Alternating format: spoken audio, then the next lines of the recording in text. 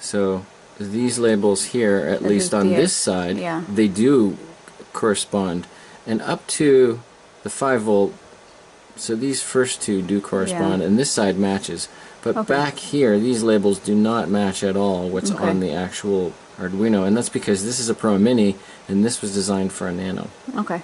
Okay? But when you're working on the back, you also have to keep in mind that you're flipping it all over.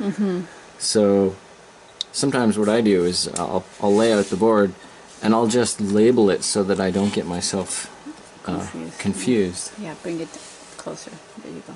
Okay, so I know that again, just looking at my Arduino here, this is raw and this is ground, and we've got the reset pins that we did not use next to VCC and ground. So if we flip that over, this is VCC, and this pin here we're going to connect to that one. And again, this is ground, and this one we're going to connect to ground. So those two are going to be joined, and those two are going to be joined. Nice.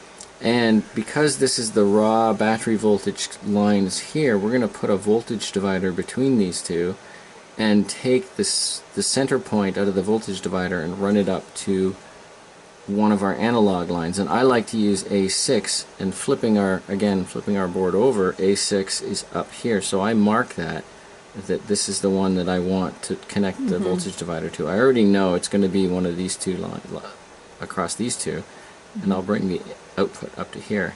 The other thing is, I know the RTC has to be connected to D2. D2 is the only, well, one of the two lines that can respond to the alarm from the RTC, and I know that, again, just because I've gotten used to where the pins are. That's D2, and I flip that over, that ends up being pin 5. 1, 2, 3, 4, 5. This one right here is D2, and that's where the RTC alarm must get connected. Okay. So while I'm working on these, I sometimes just label them so I don't get confused as to what I'm connecting where on the back side of these boards. Alright, so let's make the voltage divider, and I use very large resistors, 3 megohm and 10 megohm, and the reason I use such large resistors is that it doesn't draw very much current. So it divides the voltage, but it also is no impact on the lifespan of the logger. Do you want to put your hands in the center? Okay. Yeah. So this is the 3.3 meg resistor, and because the Arduino ADC cannot read resistors that big, like there's something called impedance, and basically it turns out that these resistors exceed the input impedance of the ADC on an Arduino board, and so you need to help the Arduino read the value from this divider, and you do that by putting the capacitor across the small resistor. That's the 3 meg resistor, and that capacitor, it just stores some charge to give the electrons to the input capacitor on the ADC, and that's only required because we're using such big resistors. But another benefit is that big resistors act sort of like antennas. They are susceptible to noise, and the capacitor also suppresses the noise, so that means that you get stable readings. So here's a 10 meg resistor, and there's the 3 meg resistor, and I'm going to combine them at that end, and that will give us our voltage divider. But because the resistance is so high, we need the capacitor. That was something I picked up from G-Lab's website many years ago. He sort of walked through how to measure batteries without wasting too much power. Okay, so, and then again, as ever, everything needs to be tinned before you try and solder it. So I wouldn't just try and solder this directly to the pins without adding .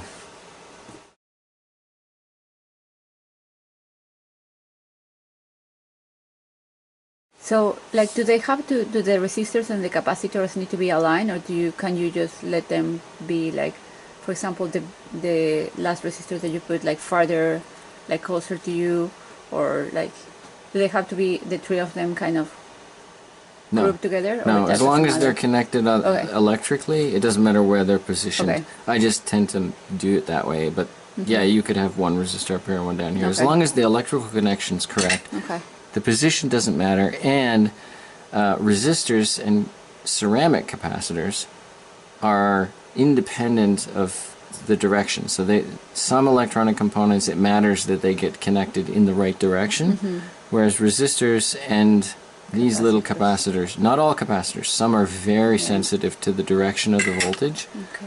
but ceramic capacitors, like these little guys that I'm using here, they don't really care. They can be connected. You could flip it over and connect it, it would still do its job. Same with resistors. Because resistance is this very simple property, it's rare for a resistor to care if it gets connected one way or the other. Whereas things like diodes absolutely only get connected one way.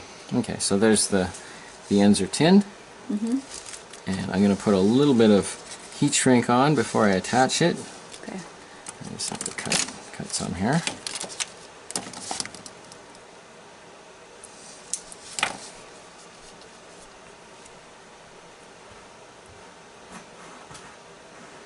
A little bit of heat shrink, and that's the 3 meg resistor, and Okay. it's going to go to the ground.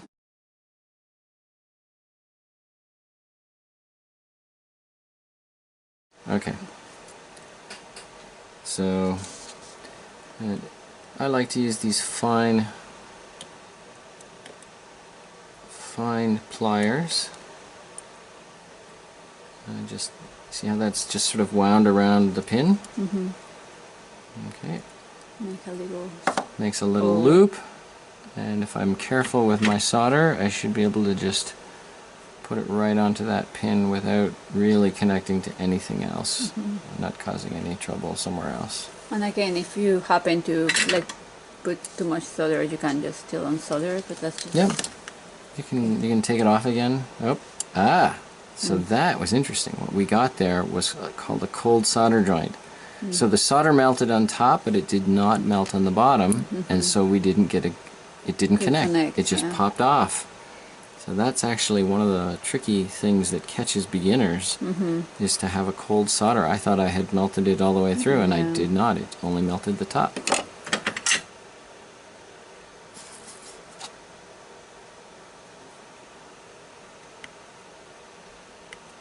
So to fix that, you bring in more soldering. And I'm just waiting longer, Yeah. because that should have melted all the way through, okay. and it didn't. I only melted the top. got you.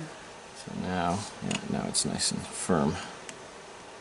So it's a good idea to always pull a little bit before you. Yeah, I always check my solder joints to make sure I haven't accidentally done a cold joint just like that.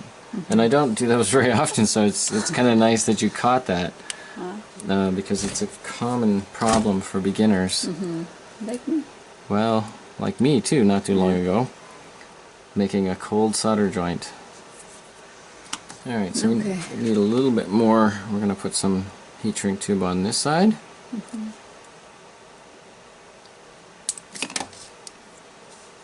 And I've used small 1/8 of a watt resistors here, which is actually quite tiny.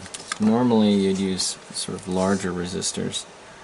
And I use the small resistors on the tiny ceramic caps because they have the same height as these pins, so that you can tape the board down flat. If you use big resistors, you can't do that. The resistors are so big that it rocks on the resistor back and forth. Yeah.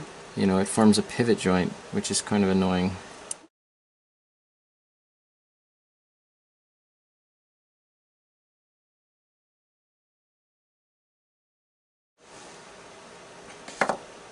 Okay, so there's Okay. the end, and I'm going to bring in a nice big blob of solder here. Try and make sure it Nice. stays down this time.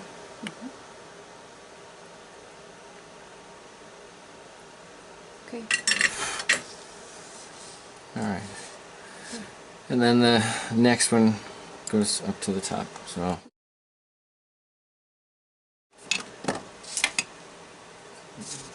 just put that through. too long. Yeah, that's too long.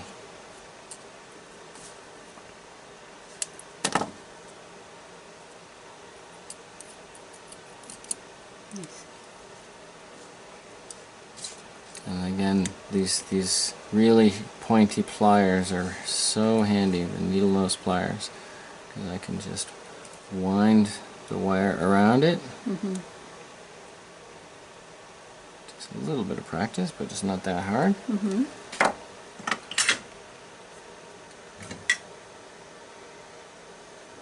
And melt it on. Make sure it's long enough to actually do the job. Trim away the excess. Okay.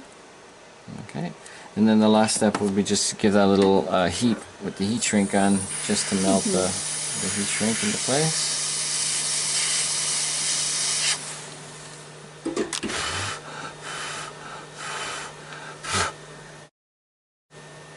Alright.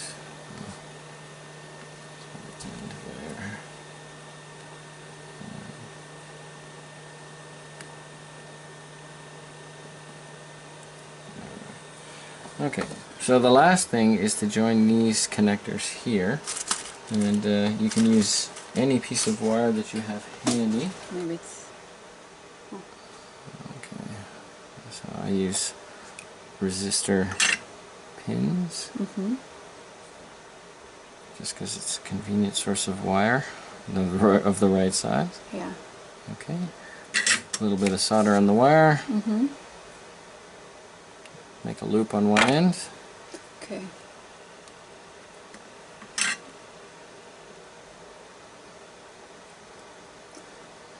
Okay, and then we have to hold this one for a while. And So what we're doing is tying the we ground. just have to tie it, yeah. And what we're doing is we're joining the ground to what would have been the reset pin, but we disconnected it. We did not pass the reset pin through. Alright, just want to make sure that solder goes all the way down. Still looks like it's not quite melting. Yeah, but again, this is a screw terminal board, so it's a lot of metal on the other side. So it's really easy to not get the solder to melt at the bottom. And that was what we did there with the cold joint. And then we just do the other side, same idea. Just pre-tin a resistor leg. Which means flux, and then A little bit of flux, just enough. Flux is one of those things you always want to have, just a little. Too much is always bad. Okay, and that's the VCC pin, and that's the not connected reset. So I do my little loop. Get a good blob of solder on the iron. Melt it through all the way so that it's not going to be a cold joint.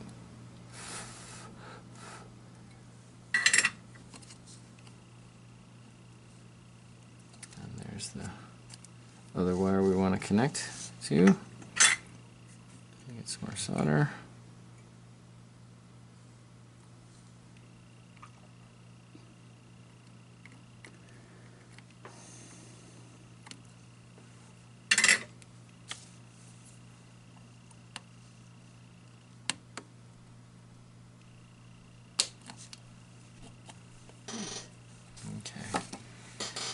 So that's the modifications directly to the bottom of this board, but we're going to be passing wires from the RTC through to these 3 pins, which are unconnected.